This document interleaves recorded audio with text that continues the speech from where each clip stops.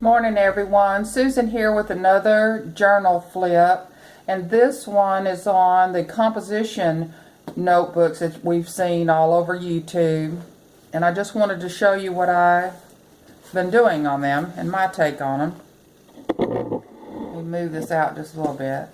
So these are the little dollar store composition books you can get anywhere, Walmart, dollar store, all over the place. And they're a little different. Some have the lined paper and some have the graph paper, which was different. I hadn't seen the graph paper ones before.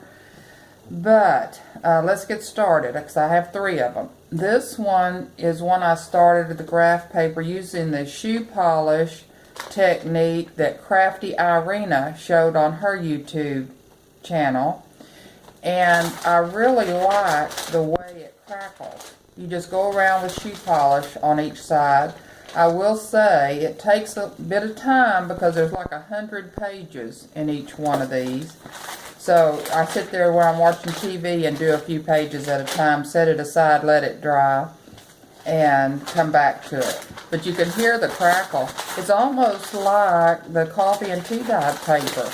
It changes the texture of these papers and it actually feels almost like vellum.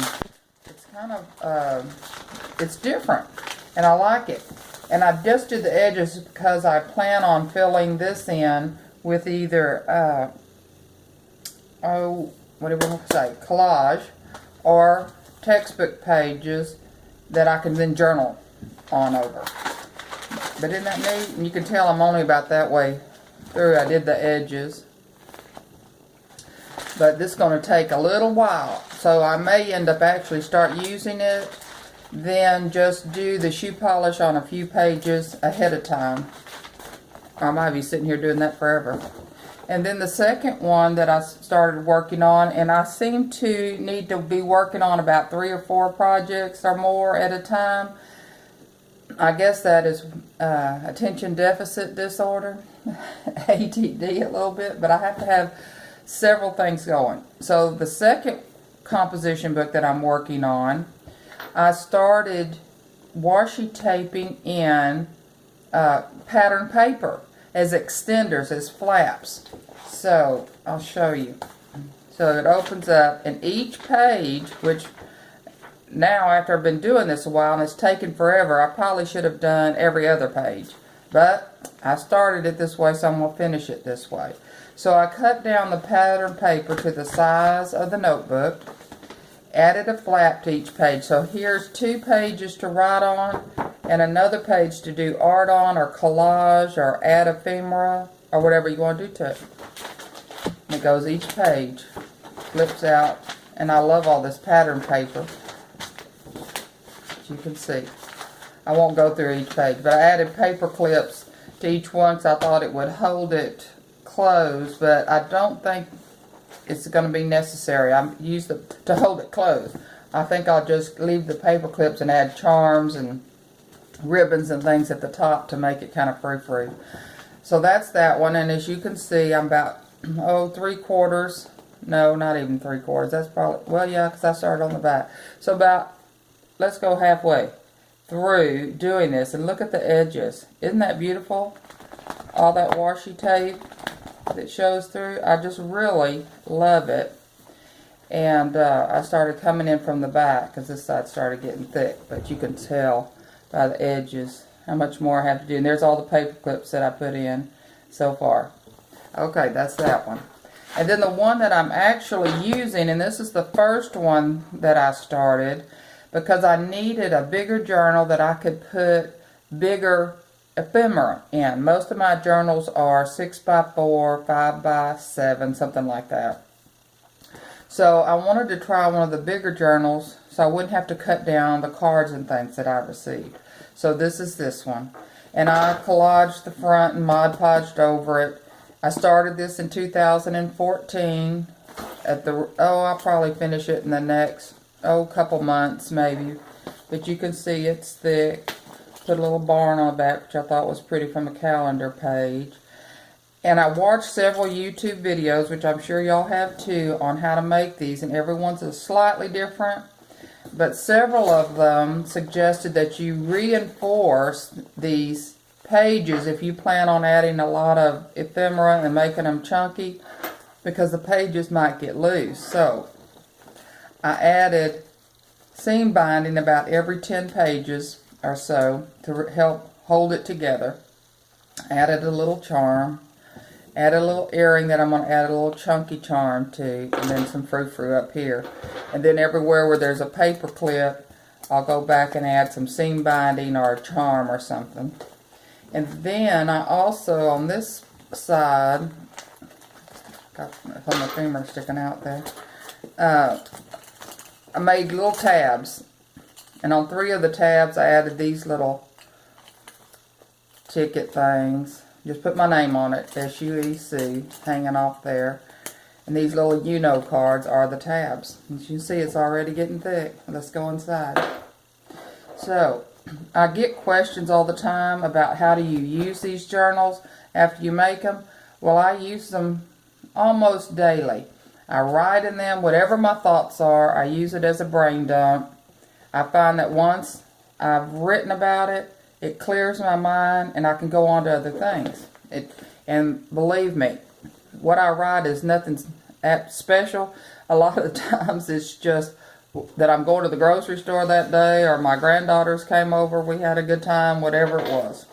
So, this is a pocket, papers that I've written on, put in there. I even wrote on playing cards to see how I like that, and it works just fine. Little flaps of writing. Here's another pocket, added some things to it. I won't go through every page, that'd take forever. It's kind of like Big Bertha, 365-day journal. But I find that I need to write in different journals at different times about different things. And it really just becomes a hodgepodge in this book. Anything. But see, you can see it's a bigger flap, which is why I wanted this bigger pages. This is one of the largest, if not the largest size journal that I have. As you can see, I just write. Add flips and flaps, pretty pictures that I come across. More flaps. Stamping. And I did go back and distress ink some of the pages just for fun after wrinkling them up. Saw that on a YouTube video, which makes a good backdrop. And this is one I especially like because you can't mess this up. You can put anything you want to in it, and it's so much fun going back, seeing where you've been, what you've been doing, and I keep adding more flips and flaps to flaps and flips that are already there. Right? Flip, flap, flip. Haven't used this page yet. Have to come back to that. And I don't put these in any particular order. I just find a clear page of something that I like and start sticking it in there. Here's a pocket, more places to write, flips and flaps.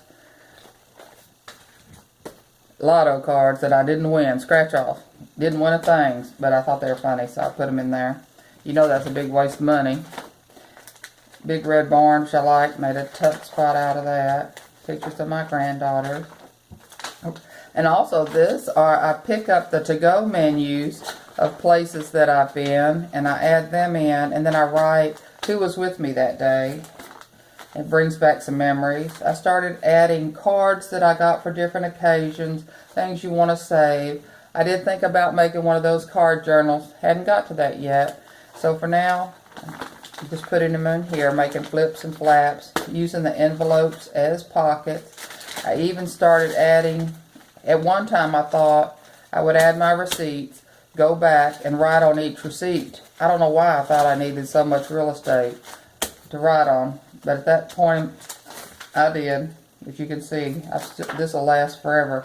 I thought I might get through with this one by the end of 2015. Actually, I thought the first part of 2015. I now realize I put so much real estate in here for writing that it is going to be the end of 2015 before I finish using this.